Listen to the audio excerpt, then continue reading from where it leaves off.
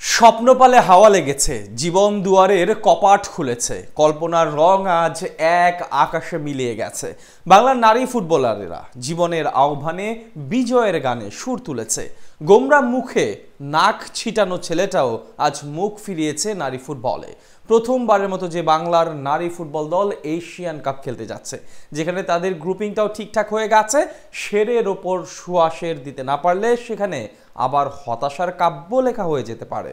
চলুন একটু জেনে আসি প্রথমবারের মতো এশিয়ান কাপে বাংলার অদম্য নারীদের নাম লেখানো আর সম্ভাবনার গল্পটা।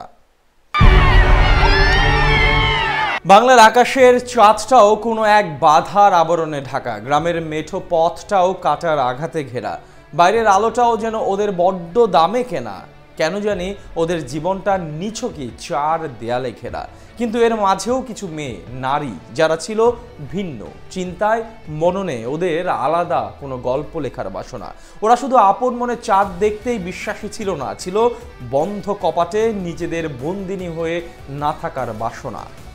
ওরা স্বপ্ন দেখে একদিন দূর আকাশের ওই চাঁদ ছুঁয়ে ওরাই হয়ে যাবে এক একজন চাঁদনী, আপন মনে উদ্বেলিত হয়ে যাদের দেখবে কোটি বাঙালি। ধরা যাবে না, ছোঁয়া যাবে না, শুধু ওদের নিয়ে গল্প হবে, হবে গর্ব।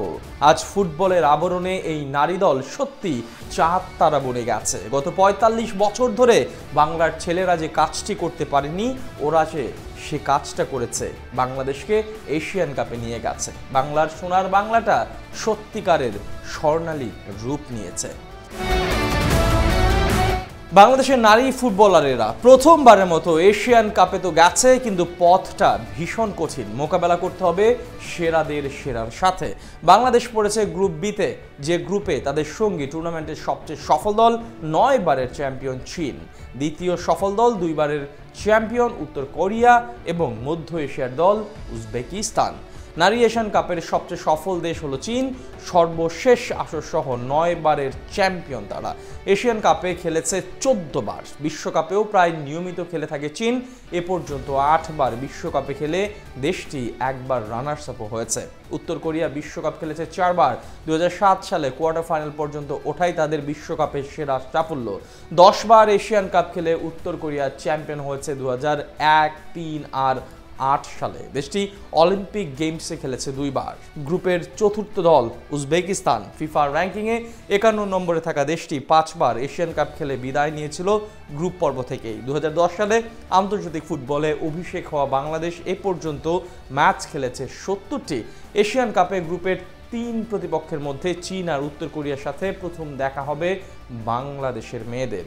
আগে উজবেকিস্তানের বিপক্ষে একটি ম্যাচ খেলেছে বাংলাদেশ, হেরেছিল ৩-০ গোলের ব্যবধানে। পথটা তাই অনেক কঠিন, কিন্তু কঠিন পথ পাড়ি দিয়ে যারা এখানে এসেছে তাদের আর হারাবার কি আছে? কঠিনেরই তো ওরা জয় করেছে।